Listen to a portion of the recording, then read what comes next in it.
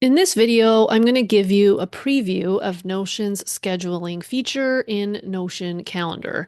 If your needs are simple and straightforward, this can actually replace other platforms like Calendly and TidyCal. The feature makes it super easy for you to share your availability with anyone, whether they're a Notion user or not, and have them schedule in time for one-to-ones and meetings and sessions with you in your calendar and based on your available days and times. So to get started, just click the scheduling link in the left-hand sidebar here, right below the little mini calendar grid. So I'll just click that. And you can see we have a couple of options here to create a recurring link and to create a one-off link. So recurring events are great for meetings and events that you schedule many times over and over again with different people. Think like coffee chats or client sessions that you book with several different clients over and over again. The other option is create one-off link. And these were previously known as share availability in Notion, and they are great for scheduling meetings with someone just one time, hence their name, one-off link. So your availability for both recurring and one-off links will appear as blue placeholders in your calendar. So you can see in my calendar here, I've got a whole bunch of like blue little placeholder event things in every single day. This is my, for example, here on top, coffee chat availabilities that I've created for my coffee chat link. So to hide those blue placeholders, because it can get a little messy and crowded in here, just click the little eyeball icon next to the scheduling link in the left-hand sidebar and they all disappear. And you don't have to look at them. And then it's easy to just toggle them back on when you need to see them. So let's create a new recurring link together and see how that setup works. I'll just click the create recurring link. And it's telling me down here at the bottom, month view is showing. You need to be in day or week view to set up a new event link. So you just click that. Now I'm in week view, and here on the right-hand side, we can see all the recurring link settings. So from top to bottom, we just have the default name here, just as 30-minute meeting. So you can just name it whatever you like, obviously. You can choose the duration. So here's our options. There's a duration of time range option. So the time slots the recipients can book are the entire duration of the times you've made available in your calendar. So that's just a different option.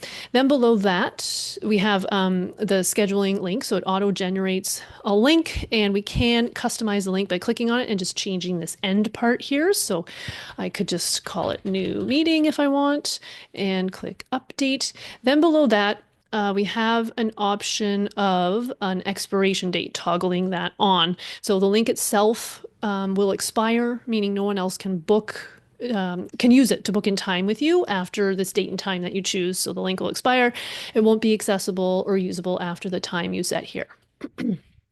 And then below that, we have our times from Monday to Sunday here, time ranges that we can choose as available for other people. So you can just click on here and change them and click the plus button to add a new time range on the same day, and so on.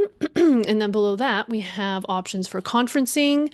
We can add a location. We can toggle on phone call if it's going to be a phone call and you require them to provide their phone number on when they're scheduling something in. Below that, we have a couple of booking window options. So the first one is minimum notice, meaning how much notice do you want before bookings? In other words, how far out can people book time with you? And maximum window, the next one, we have a few options there. This is how far in advance do you want to allow people to book time with you? So the minimum notice is how much notice you want prior to a meeting. Like, do you want people to not be able to book a meeting for at least one day out? Or are you cool with like last minute meetings of 15 minutes notice? And then the maximum window is like how far out so they can book. If I sent this link to someone today, they could book me in for the next 30 days. They'll see my availability and be able to book for the next 30 days. So below that, there's just a little area for details where you can write in a welcome message or next steps or whatever, anything your recipient needs to know before booking with you. Below that, you connect to your Google Calendar. So you choose a Google Calendar to have this event linked to. So when someone books it in, it will appear here in Notion Calendar and also in your Gmail Google Calendar. And then you can toggle on avoid conflicts right here. So you can toggle that on so your availability is updated automatically to show you as unavailable when there's other meetings and events scheduled in this Google Calendar. And below that, you can choose more Google Calendars if you have more than one to also avoid conflicts with. So that's all the settings for the recurring link. And then when you're done, you just click create up here. So for now, I'm just going to delete that and we'll take a look at scheduling in a one-off link. A lot of this is the same thing, very similar with a few differences. So again, this was previously known as share availability in Notion. So if you've used that in the past, this is the new improved share availability feature. So at the top, again, we just have an auto-generated meeting title. So I'll just call this a coffee chat, and then we can choose the duration of the meeting. And then below that, we have a link that we will use to share with others so they can schedule stuff in. You can see it's not customizable. It's just an auto-generated link, and that's our only choice. We also have the option of the expiration date here. And then below that, we have something called single use to toggle on and off. So you can toggle this on if you only want the scheduling link to be used one time, just once to schedule one meeting. So if you do that, once someone books, the event will disappear from your list of scheduling links in the left-hand sidebar here. And the link will expire, meaning it won't be accessible or usable anymore. So once someone books in the first time, they'll do it once and that's it. It's like it never happened. The link will disappear. And then below that, we see snippet. So a snippet will be auto-generated to copy and paste and share with others. So we'll see what that looks like in just a moment. It won't appear until we've chosen some times down here below for our availability. So let's just plug some in. So I'm going to say, and I chose 8 a.m. so it's automatically choosing a 30-minute window because we chose 30-minute duration up here, but you can of course change this. I'll just say till 2:30. So I'm available like Sunday, May 4th from 8 a.m. to 2:30. And now that that's done, I can choose another window and you can keep going as much as you want. 2 p.m. on the 3rd. So there's my two, and it's called ranges here, my two available ranges. And now if I scroll back up, no upcoming available times marked. Interesting. Let's try another one. 12:30 to 1 p.m. on, whoops. Oh, it's not changing the date. There we go. That's odd. Let's try that again. 4th. There we go. Now we have it. Okay, so now we have our ranges. Now they're accurate. And if we scroll back up to the snippet, you can see it's just auto-generated a little blurb. Would 30 minutes during any of these times work for you? And then these are the dates and times I've chosen below. And then it includes a little link. So they can click this link to then schedule something in, and you can just click the little clipboard here to copy and paste that. So super handy to have that. Then below, similar options, conferencing, location, phone call, the booking windows, minimum notice, maximum notice, add some details for your booking page, and then your Google Calendar connections and conflicts. So just a note here too, for the one-off links, one more way that you can choose your time ranges that you're available is right here in the calendar. So you can see when I hover over the calendar grid here that my cursor's flat, so you can just click drop and drag. So let me just go to the next week here.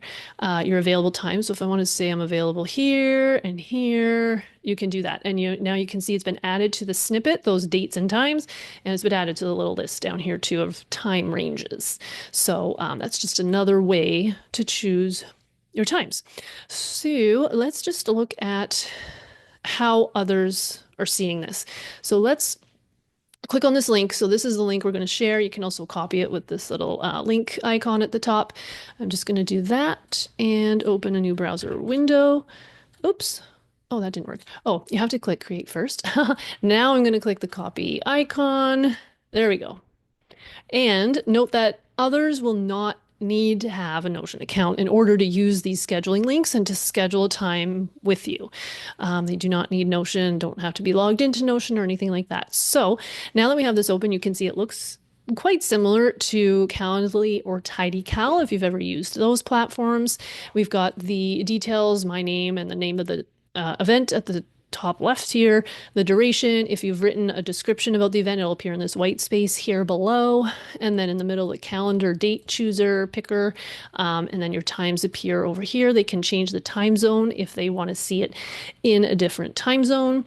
And yeah, and then once they click on this, they'll just provide their name and email. And once they confirm this, they will receive an email confirmation. And if they are linked up to and using their Gmail address, it will go into their Gmail calendar as well, their Google Calendar, that is, and it will have your conferencing link or whatever access link in there, all the details, the description you wrote on the event, and all that stuff. So they'll get an email and it'll be in their calendar if they're hooked up to Google Calendar and using their Gmail address.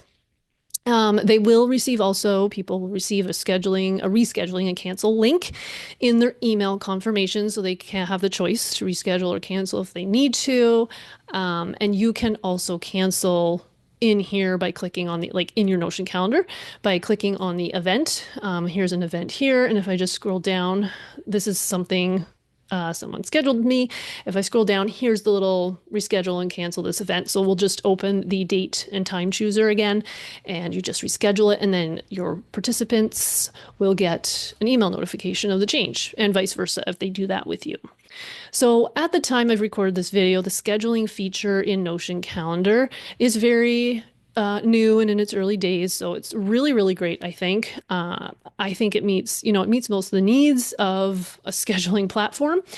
But there are some things that hopefully will be added in future, such as defining the start and end dates for events. You can't currently do that.